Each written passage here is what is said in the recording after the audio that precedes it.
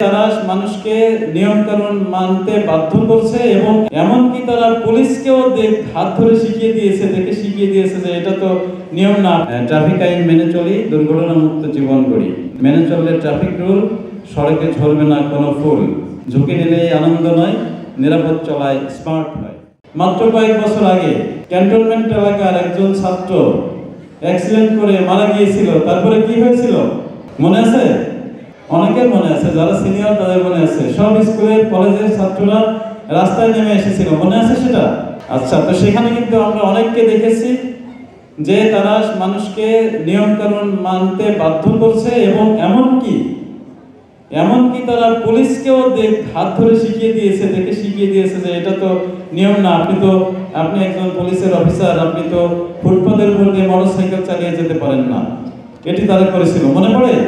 যারা জুনিয়র তাদের মনে নেই, কিন্তু যারা সিনিয়র তাদের সবারই মনে আছে। এরকম কিন্তু তারা করেছে এবং সেটিতে কিন্তু আমি মনে করি যে সেই ঘটনায় কিন্তু আমাদের দেশের অনেক মানুষের শিক্ষা হয়েছিল যে আমাদের কতটা করা উচিত, কতটা করা উচিত না।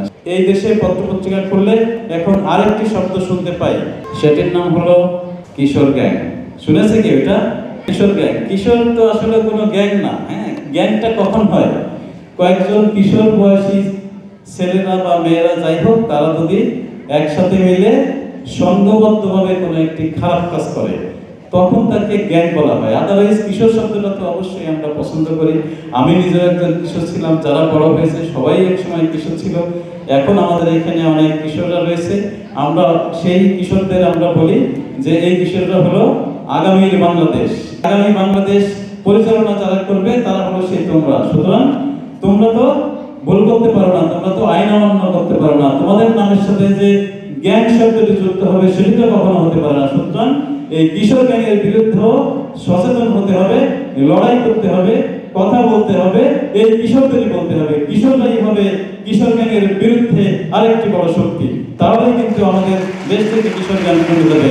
এবং অবশ্যই পাশাপাশি সামাজিকভাবে যারা রয়েছেন তারা, এবং অবশ্যই পুলিশ যেখানে আইন শৃঙ্খলা কাজকর্ম করে সেই আইন শৃঙ্খলা কাজ করার জন্য পুলিশরাও সাথে রয়েছে।